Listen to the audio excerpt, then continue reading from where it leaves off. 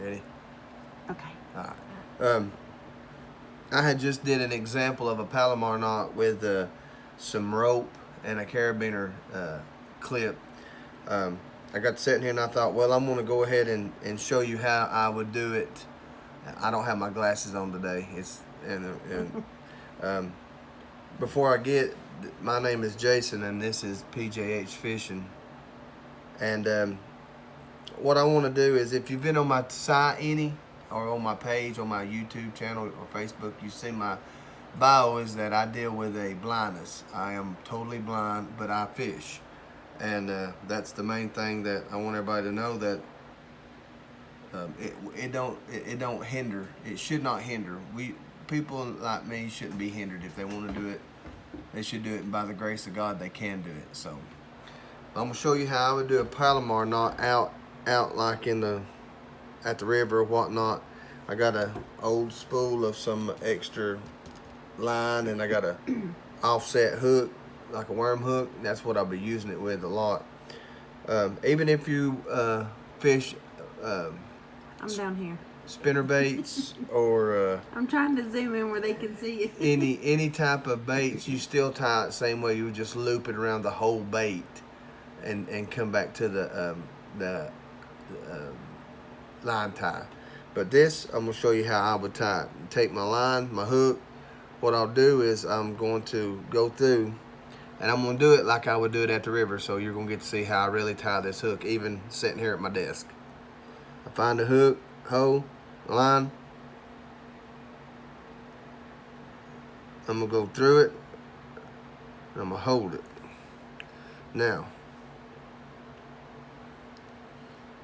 I'm going to take my line, and I kind of pull it. See, I got my line with my right there.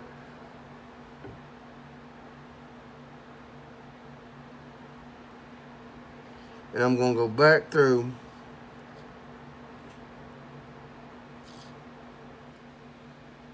Now I got my loop, my tag in.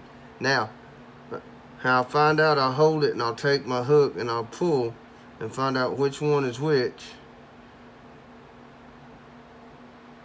Which one is which. That's the bottom, that's top, so it needs to lay like this right here. Now, that line's all squirrely. Hold on a minute.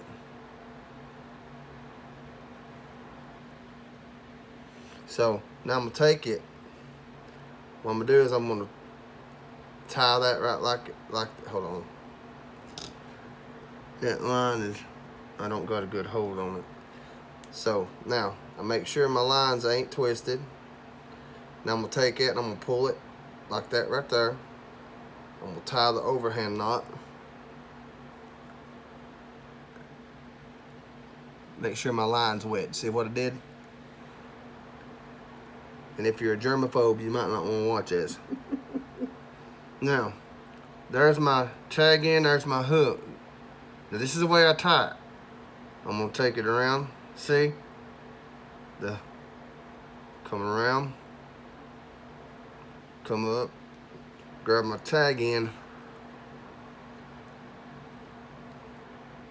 Then I'm gonna cinch it. Now, if I had some scissors, I would cut it. I don't have some scissors. So most of you fishermen, I'm gonna do something that we all do.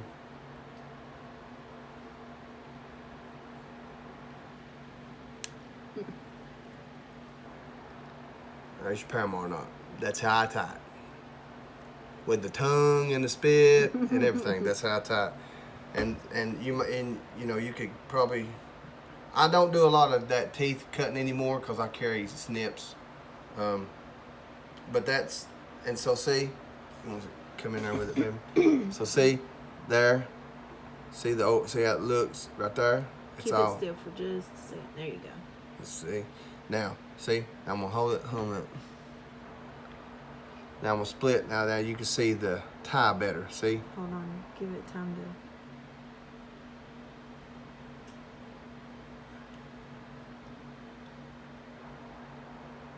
Okay, I got it.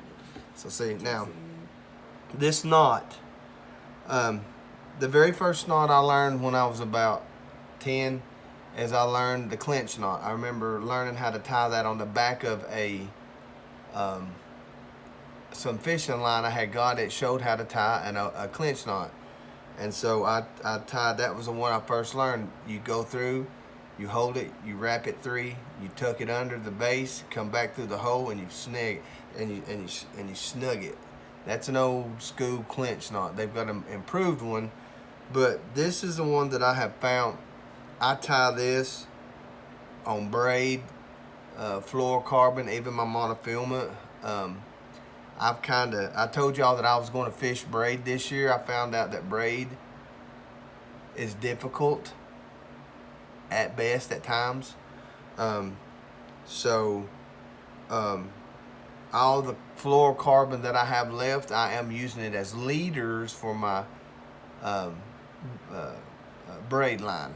But what I'm fishing now is anything from 12 to 14 pound monofilament on my fishing rods. People, they don't.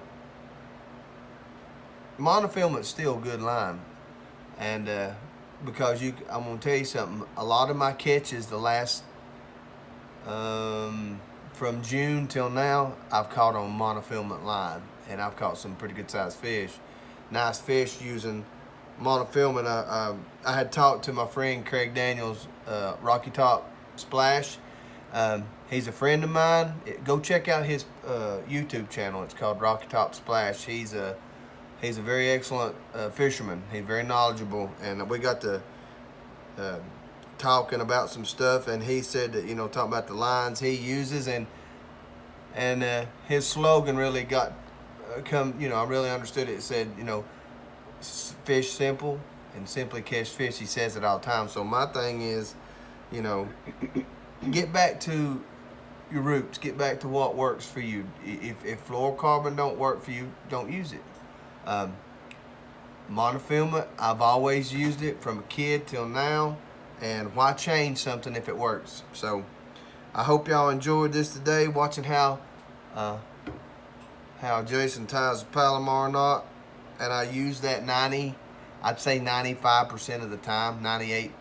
The only time that I wouldn't tie it, sometimes I tie a uni knot or a clinch knot on my rattle traps or my crankbaits and stuff, because it's so much line, I just don't fool with it. But any type of my hooks, smaller things, I'm going to tie a Palomar knot. That right there will work. It'll works for me. It'll work for you. So I hope that I kind of show you how I have adapted to do what I have to do for my fishing. So I hope you enjoyed it, and leave some comments. Follow me on YouTube. It's PJH Fishing, and come follow me. Come be a subscriber. Yeah. A subscriber to my channel, and I'm trying to do more. I've not really got into my filming yet. I still need a camera stand. I need an SD card. I need some stuff because I'm trying to get into my filming. Hopefully I might try to film some later this, maybe in September and October, try to film some, because I do a lot of fall fishing. You can catch some nice fish. But anyway, that's how I do it. Palomar knot on the river, in the house. PJH Fishing.